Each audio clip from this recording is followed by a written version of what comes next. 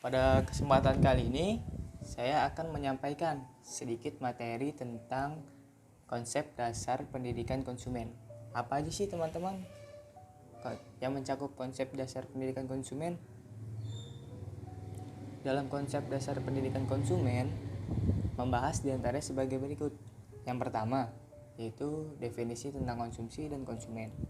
Konsumsi dapat diartikan sebagai kegiatan yang dilakukan dengan tujuan menghabiskan nilai guna. Sedangkan konsumen yaitu seseorang yang melakukan kegiatan konsumsi pada umumnya. Yang kedua, yaitu ada prinsip dasar pendidikan konsumen. Pada abad ke-21, membahas mengenai masalah dan kebutuhan konsumen. Selama beberapa abad atau dekade, konsumen di sebagian besar negara Eropa dapat merasa terlindungi oleh kebijakan politik, yang mana isi dari kebijakan politik tersebut yaitu dengan meningkatkan hak-hak konsumen dan mengontrol secara ketat di mana konsumen hanya secara samar menyadari perannya.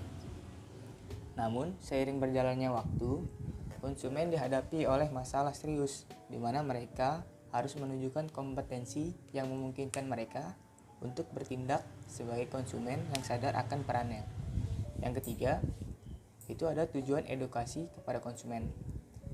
Pendidikan konsumen adalah pendidikan umum, yang mana pendidikan konsumen yang sukses tidak boleh mengarahkan konsumen dan tidak boleh menggunakan larangan atau perintah. Ini bukanlah ketentuan untuk membeli lebih banyak atau dukungan untuk pembelian suatu produk tertentu. Itu juga bukan instruksi untuk meninggalkan konsumsi.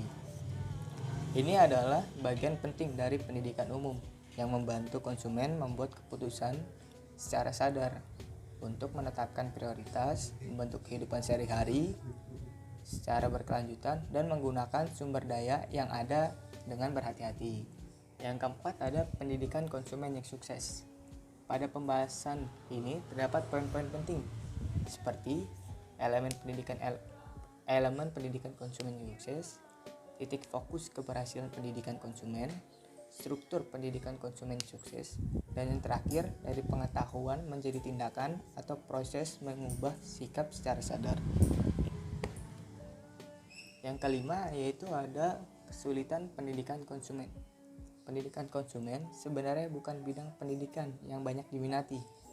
Hanya orang-orang yang benar-benar terlilit hutang atau sangat frustasi karena ketidakberdayaan mereka dalam hal konsumsi yang tertarik. Tetapi dari sudut pandang sosial, sangat penting dan diinginkan bahwa semakin banyak orang dewasa yang diajari tentang perlunya dan kegunaan keputusan konsumen yang berkelanjutan dan efisien. Yang terakhir itu poin ketujuh, yang mana mengenai konflik mengenai tujuan. Jika kita bekerja dengan orang dewasa tentang topik pendidikan konsumen, beberapa konflik tertentu mengenai tujuan yang harus diharapkan. Mengasah kesadaran masing-masing membantu kita untuk berekreasi dengan tepat.